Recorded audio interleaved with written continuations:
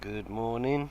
I hope everyone's doing fine, and welcome once again to the official topic talk. Just like to rerun over one or two things involving the Telford Grooming gangs. I've just come across this article which I'd like to touch on this subject, and I'm going to read this newspaper article for you guys to reminisce over. Telford shame. Telford abuse victim fell pregnant 6 times in 4 years as a result of abuse from grooming gang amid claims whistleblower was punished. See, now this is what I don't get. After touching on this in my podcast with Ronan, the Holden official channel, which got aired yesterday, was the failings, because for a victim to fall pregnant 6 times in 4 years, where there was DNA evidence, but yet there was no convictions or charges brought against these individuals, even though there was so much evidence, and DNA is one of the strongest forms of evidence that would secure a conviction. And I find it quite ironic to these failings from the authorities.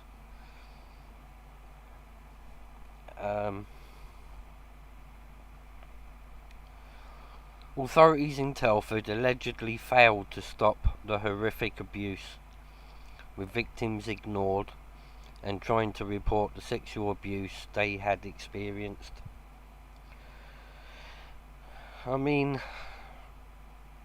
why didn't the authorities, the police, social services, teachers, why did none of these act as soon as it was brought to their attention? You got to ask yourself that question. Why, when it was brought to their attention, did they decide to call them child prostitutes, when the law should have been upheld?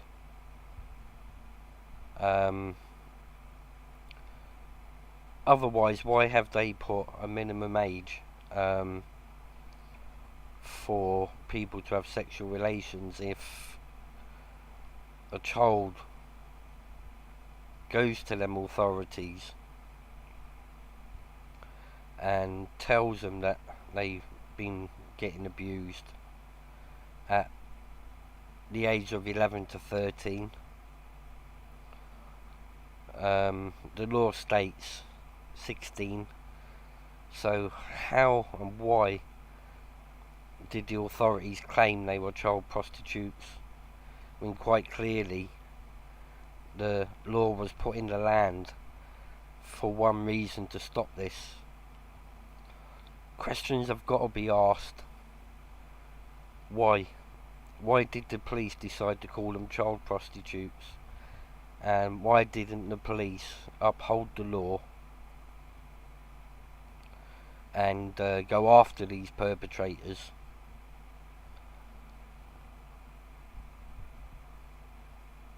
A schoolgirl became pregnant 6 times in just 4 years in one of Britain's worst child sex abuse scandals, as it's claimed whistleblowers were punished for trying to expose the horror sex abuse. As many as 1,000 children are forced to have been drugged and abused by perverts in Telford, Shropshire since the 1980s. But their hell went on for decades as authorities repeatedly failed to stomp out a network of paedophiles in the town. Now, here is a picture of Lucy Lowe, age 16.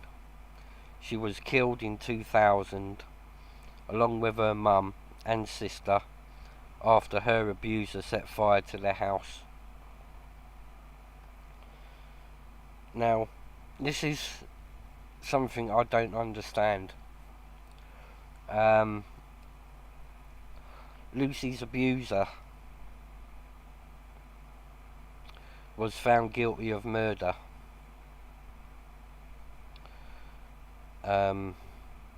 For killing Lucy along with her mum and her sister by firebombing the house. But yet she gave birth to his child aged 14, but yet no charges of a sexual nature was brought against him. Again, DNA evidence. And why will they not look at this, and why not will they bring charges against this individual for the sexual crimes that he committed? This is something that needs to be looked into. He can be rearrested, even though he's serving a long jail sentence for murder. I think they need to reopen this and get them charges put on him of a sexual nature, so it's on his record, you know, for the rest of his life, so the rest of the world knows what he is. Lucy Lowe, 16, was killed in 2000 along with her mum and sister after her abuser set fire to their home. And here we have Newbrack Alley, 34, was one of 7 men jailed after a 2013 police operation. Now, he was one of the ringleaders along with his brother of the Telford Grooming gang.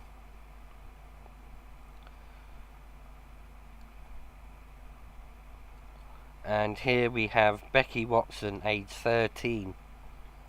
This is another part that I touched on in my podcast. Becky Watson, 13, died in a car accident that was recorded as a prank that went wrong before it was revealed she was a victim of the gang as well. Now, this accident, the driver of the car was her abuser, and Becky had fallen into the grips of these abusers aged 11. Now, I do believe that she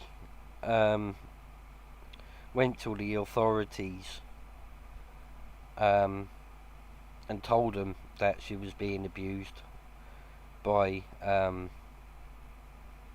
certain members of the grooming gang in Telford. And the reason why I don't think it was an accident, I think it was murder, because she spoke out, and then miraculously there was a car accident and she died age 13. Again, I believe that was murder.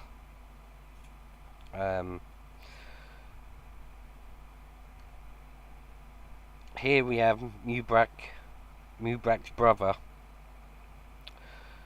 Adele Ali, 27, was jailed for abusing and trafficking kids in Telford. Now, it was Adele, this guy here, and Mubrak Ali, that were the ringleaders of the Telford Grooming gangs. He's now serving a long time in prison, and I do believe that he's got quite a few scars on his face. He's been injured while serving his jail sentence, and received about 48 stitches to wounds.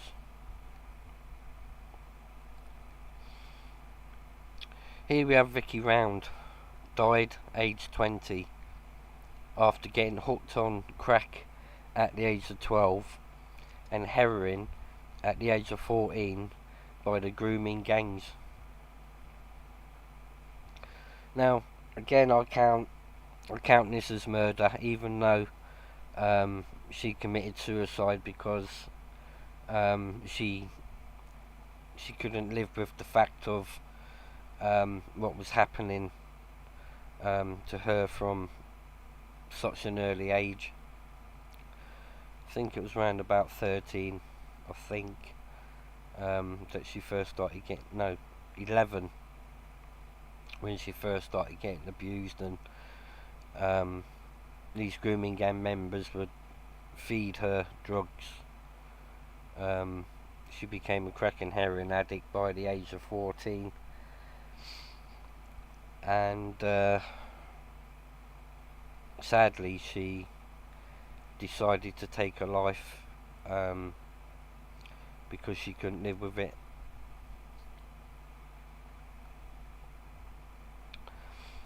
Lucy Allen. Tory MP for Telford, Lucy Allen, demanded a public inquiry into the Telford grooming gang scandal. Now, Lucy Allen's done a lot of good work in the Telford area because there is numerous high-ranking police officers in Telford that had said there was no need for an independent inquiry into the child sexual exploitation in Telford, but Lucy Allen's voice overpowered these officers that were corrupt, and decided that they didn't feel their need for an inquiry because that's how deep the corruption was within the police force. But this lady here was the voice for the victims and the survivors, and it was through her voice and her demands and her hard work that the inquiry took place. She's done a lot to air these grooming gangs in Telford, and she's a credit to the Telford and Wrekin area. If it wasn't for Lucy Allen, then there would never have been a public independent inquiry into the child sex exploitation, so she deserves a lot of credit for these findings and truths to finally come out about these police corruption within the Telford area involving the grooming gangs. It's claimed that council staff viewed the trafficked children as prostitutes instead of victims. Now, this is the part I don't understand, because you can't be a child prostitute without the law being broken by the individual groomers. Now, that's enough for the police to have acted.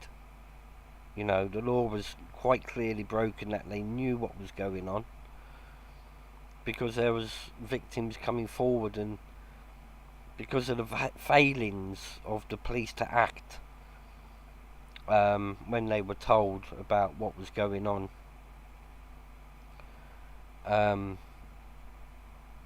These young children went on to suffer a heck of a lot more pain, and their families did also, through the torment, the threats, the violence that they went through because they did speak out.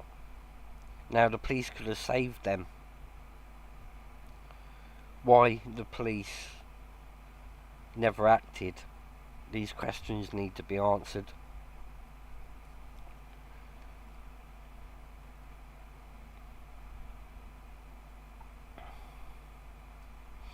The Mirror has now claimed that 2 whistleblowers, including police chaplain Keith Osmond Smith and a worker with a sex abuse charity, were punished as they desperately tried to speak out.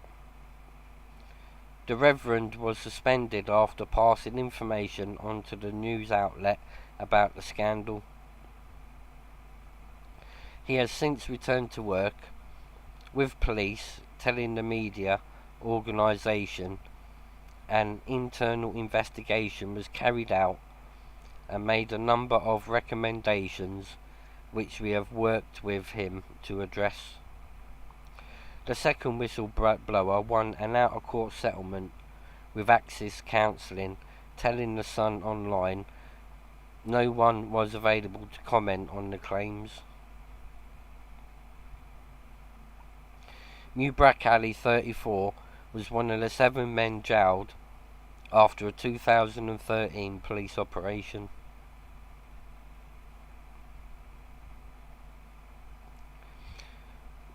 Becky Watson, 13, died in a car accident that was recorded as a prank that went wrong before it was revealed she was a victim of the gang as well.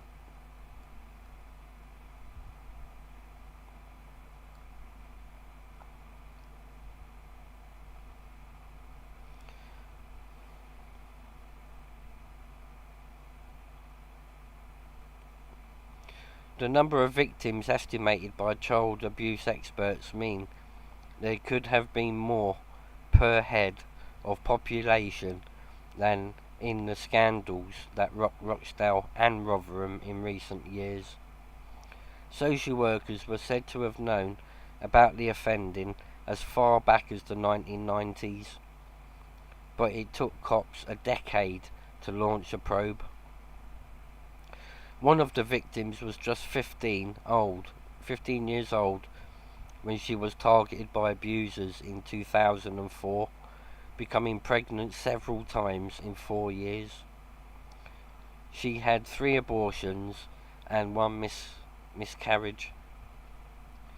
Now, why didn't the police look at that and uphold the law instead of calling these survivors prostitutes? That's disgusting. You know, why the police need to answer for these questions. Adele Ali, 27, was jailed for abusing and trafficking kids in Telford.